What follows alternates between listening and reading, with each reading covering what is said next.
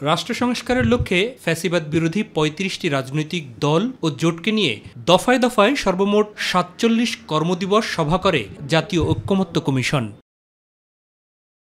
বাস্তবায়নের পন্থা নিয়ে মতভিন্নতা থাকলেও গেল ১৭ অক্টোবর জাতীয় সংসদের দক্ষিণ প্লাজায় প্রধান উপদেষ্টা প্রফেসর ড. মোহাম্মদ ইউনূসের নেতৃত্বে জুলাই সনদে স্বাক্ষর করেন অধিকাংশ রাজনৈতিক দল। পরবর্তীতে ২৮ অক্টোবর সংস্কার প্রস্তাবনা এবং জুলাই সনদ বাস্তবায়নের সুপারিশ প্রধান উপদেষ্টার কাছে জমা দেন ঐক্যমত্য কমিশন। এর পরপরই সুপারিশ নিয়ে দলীয় অবস্থান তুলে ধরেন প্রধানতম রাজনৈতিক দলগুলো।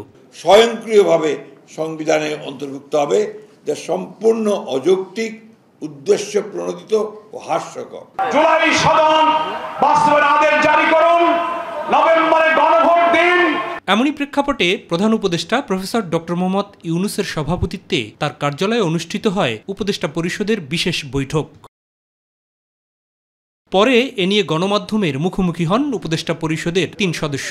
উপদেষ্টা পরিষদের সভায় ঐক্যমত কমিশনের প্রস্তাবিত জুলাই জাতীয় সনদ সংবিধান সংস্কার আদেশ চূড়ান্তকরণ এবং এতে উল্লেখিত গণভোট আয়োজন ও গণভোটের বিষয়বস্তু নিয়ে আলোচনা করা হয়। প্রশ্নোত্তর এবং লিখিত বক্তব্যে আইন উপদেষ্টা প্রফেসর আসিফ নজরুল জানান, জুলাই সনদের বাস্তবায়নের সুপারিশ নিয়ে যে সংকট তৈরি হয়েছে তার নিরসনে রাজনৈতিক দলের উপরই ভার ছেড়েছেন উপদেষ্টা পরিষদ।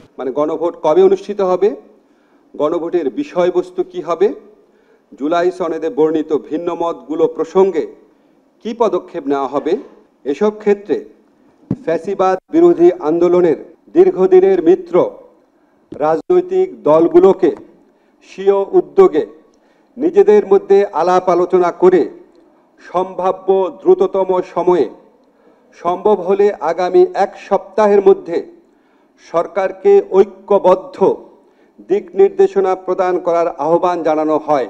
সপ্তাহান্তে রাজনৈতিক দলের মধ্যে এ নিয়ে কোনো সিদ্ধান্ত না হলে পরবর্তীতে করণীয় কি, সে প্রশ্নেরও উত্তর দেন প্রফেসর আসিফ নজরুল। ওনারা যদি ঐক্যবদ্ধ নির্দেশনা না দিতে পারেন, অবশ্যই সরকারের মতো সিদ্ধান্ত নেবে। মাহবুব সৈকত, মাই টিভি, ঢাকা।